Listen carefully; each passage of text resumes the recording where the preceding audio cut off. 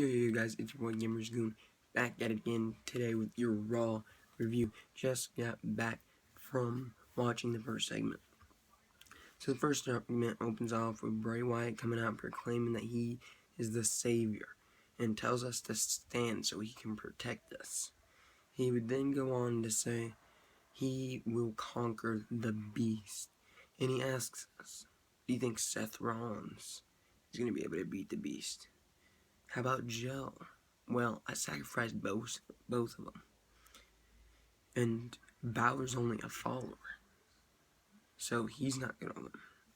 And then he comes out and he asks Roman Reigns, well, about just what is one little yard in Bray Wyatt's world going to do? What does Roman Reigns going to do with one little yard? Roman Reigns would come out. And then Roman Reigns would just talk for Wyatt for a little bit, and then here comes Kurt Angle. Kurt Angle comes out here, and he was like, alright, I want to see who has the momentum going into Extreme Rules. I don't want to see it next week. I don't want to see it later on tonight. I want to see that right now. And he was like, bring your referee out. So they brought the referee out. And Wyatt and Roman had the match. The match starts off pretty slow. Wyatt's using his little antics, doing his little back thing from the side. And then they proceed to exit the ring. Roman Reigns would throw Wyatt into the barricade.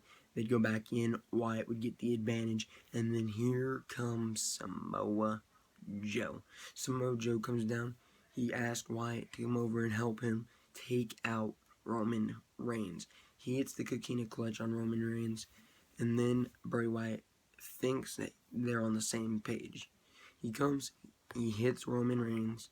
And then Joe turns on Bray Wyatt and hits the Coquina Clutch on him. And then Seth Rollins would come out, and he would be the last one left standing for a little bit until Wyatt and Roman Reigns get up. Roman Reigns would hit a Superman punch on Wyatt, and the end of that segment concluded with the two former Shield brothers standing there watching Wyatt and Samoa Joe crawl away on the outside. We're back after watching the second segment part of this show. Kurt Angle was on the show again. So Roman Reigns and Seth Rollins were talking in the back, and Roman Reigns says he didn't need Seth Rollins' help. And Seth Rollins was like, hey, listen, Roman, I wasn't out there to help you.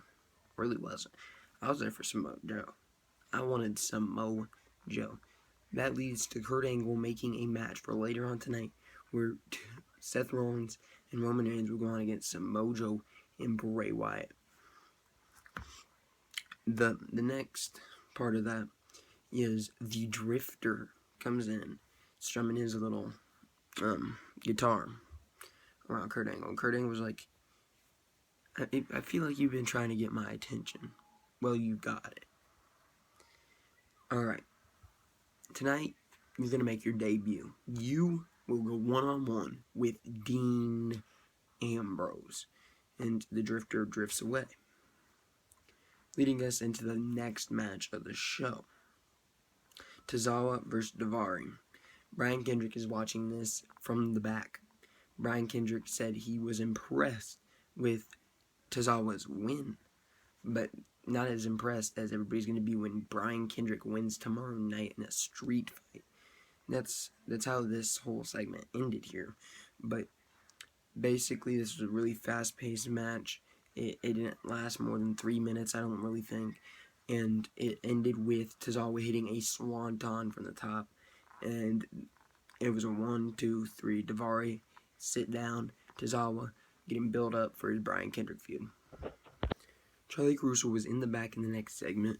She interviewed Sasha Banks and asked her what her thoughts were on trading matches with Alicia Fox over the past 2 weeks. Sasha Banks said that she was going to win here tonight and put the hot mess, Alicia Fox and Noam Dar, behind her. That leads up to Alicia Fox and Noam Dar actually coming. And then she starts getting a little bit with them. And Noam Dar's like, you know what you are? And then she said, what am I? Well, I'm not going to tell you since you're talking to me like that. And Sasha Banks just storms out. And that leads us into the Drifters' debut. This match was at a low point towards the end, where they were both sitting there, laying down, and The Miz comes running down, because he was on commentary.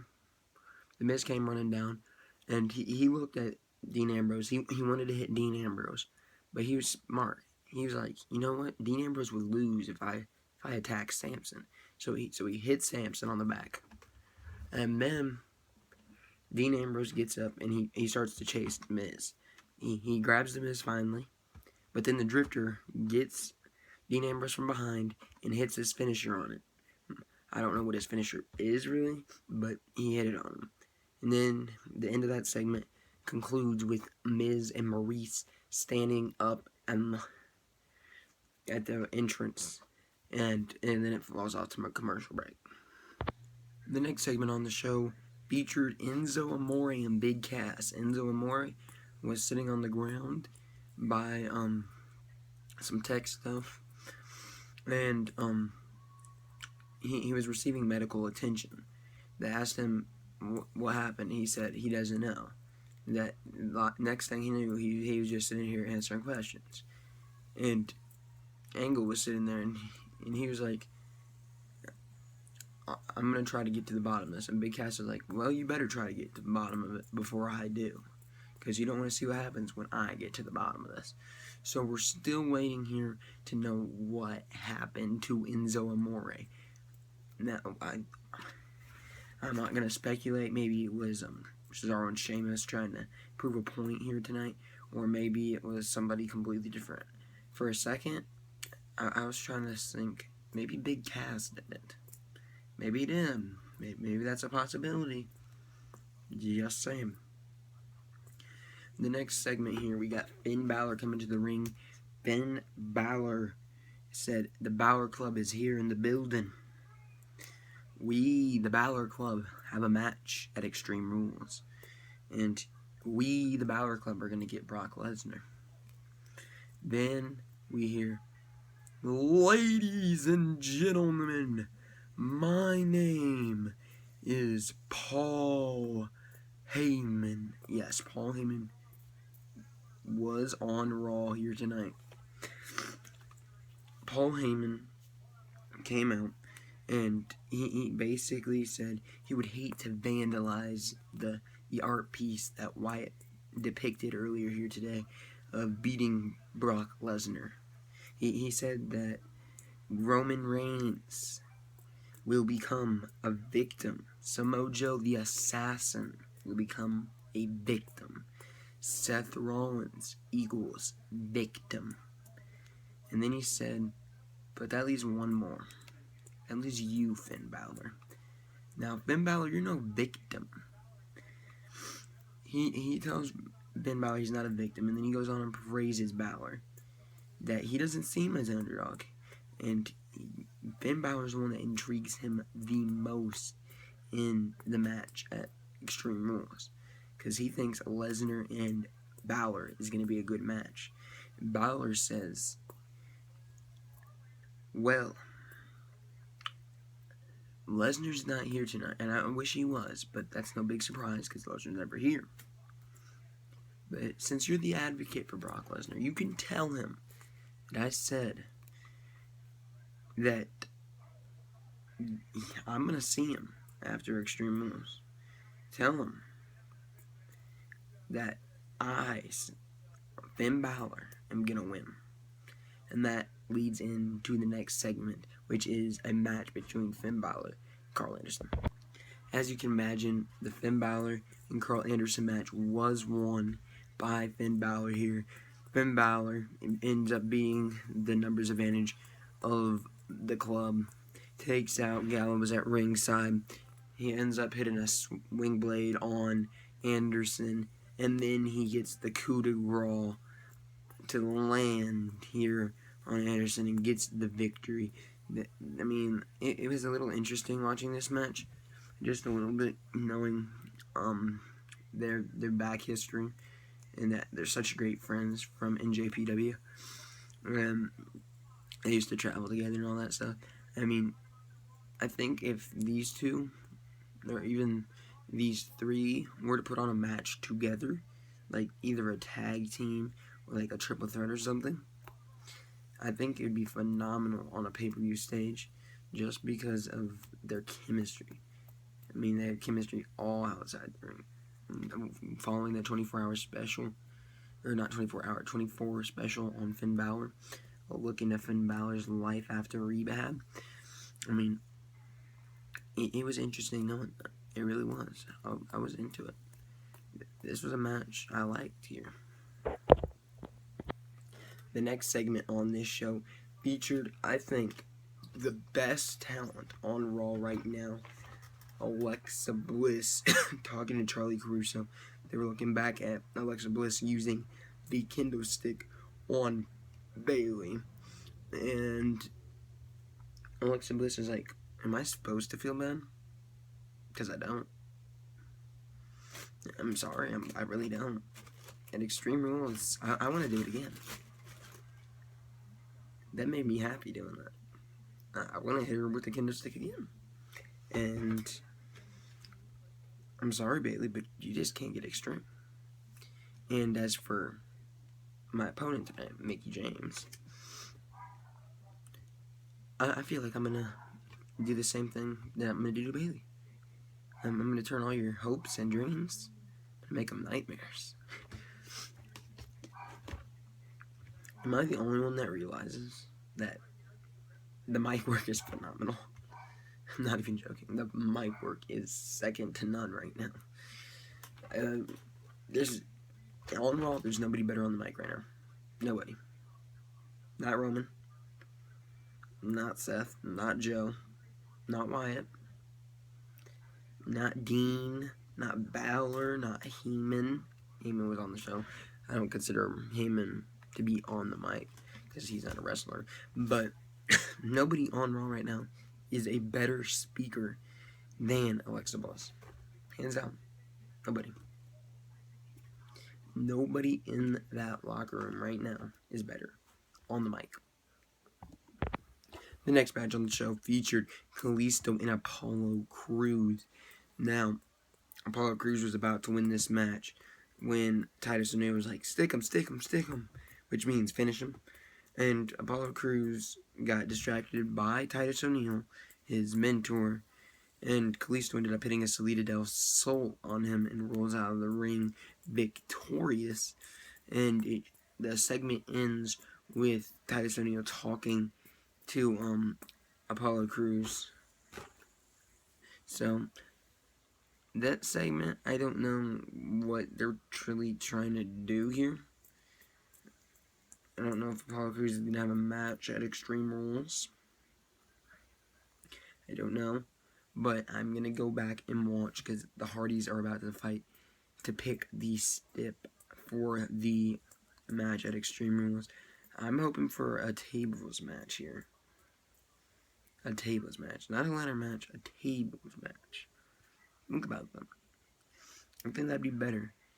I think you can hold off a ladder match because I want to see Enzo and Cass versus the Hardys in a ladder match at some point. Like at TLC, they could do a TLC match there. I'd really like to see that. One thing I said when they first came in is they should put the Usos on the same show in the draft later this year if they're actually going to do it. That'd be pretty good too. And that's my thoughts on what's about to happen. Oh yes. Oh yes. Cesaro and Sheamus will be deleted inside of a steel cage. Oh yes. The Hardys picked up the win here tonight against Sheamus and Cesaro. More specifically, Matt Hardy beat Sheamus. He ended up hitting a twist of fate. They went up onto the entrance, and they were asked what their stipulation was, and Matt Hardy, not fully broken yet, but he gave us a little teaser yet again with all of his gimmick. He does the delete. He does a lot of other things. He does the delightful, the wonderful, the exquisite. But he was like, oh yes, we want you guys inside of a steel cage, yes. So at Extreme Rules, we're going to see them fight inside of a steel cage. For a second, when he said inside, I was like, oh my, don't they do that. I thought for a second it would be inside Hell of a Cell, but, I mean, they're basically the same thing. I'm looking forward to that match already, and they haven't even fully built up to that. They got another week to go, so they can really gain my interest into that match a whole lot more. I really did enjoy the stipulation they picked here, and I think it fits well with the Hardys. I think they might do some stuff off the top of the cell and maybe come out victorious. Broken. You heard me. I'm thinking at Extreme Rules, they become broken, and they will delete Cesaro and Sheamus after Matt Hardy eats them and deletes them. It will be exquisitely wonderful for the WWE Universe. The Austin Aries and Tony Nese match just got done with Neville sitting ringside. So Austin Aries here, he proved that he can make somebody tap. He made Tony Nese tap here. He did it while he wasn't 100%, so that builds him up a whole lot. And I think, I'm not going to give you my full prediction yet, but I do think it will happen. Aries will be the champion. The next match on this show featured Mickie James and Alexa Bliss. This match went on for about a good 5-6 minutes here. It eventually concluded with Alexa Bliss pulling off a DDT to win. So that, as you imagine, could easily be done. After the match, Alexa Bliss would leave the ring, grab a kendo stick, and proceed to hit Mickie James with it, this leading Bayley to come out. She ended up pulling Alexa Bliss down. She grabbed the kendo stick, but Alexa Bliss scurried out of the ring and got away without Bayley becoming extreme.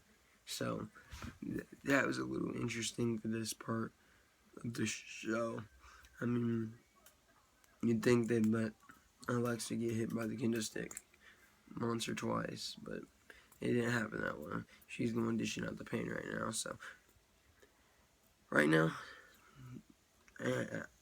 early indication, this is gonna easily be a victory for Alexa Bliss. Alright, so in the main event, as we found out earlier, it was gonna be the tag team of Bray Wyatt and Samoa Joe going on against the former two Shield brothers. The two Shield brothers here, they had a little mishap towards the match where Roman Reigns was about to go for a Superman punch on Samoa Joe, and Samoa Joe sidestepped it, and he ended up running right into Seth Rollins, and this caused them to get in a little argument. Bray Wyatt pulls Roman Reigns out of the ring. Seth Rollins is distracted with that, and from behind, Samoa Joe comes, hits the Coquina Clutch, and the heels get the victory in this one. I mean, it gives them a lot of momentum heading towards the pay-per-view, Extreme Rules. But I still think Roman Reigns, after all this is said and done, is going to be the title holder. Whether that be at SummerSlam, Great Balls of Fire, or whenever it must be. I think Roman Reigns is the guy that is going to end up winning this Extreme Rules match. Whether he has 2 matches against Brock Lesnar, that's to be determined. But all I know is it's going to be cool.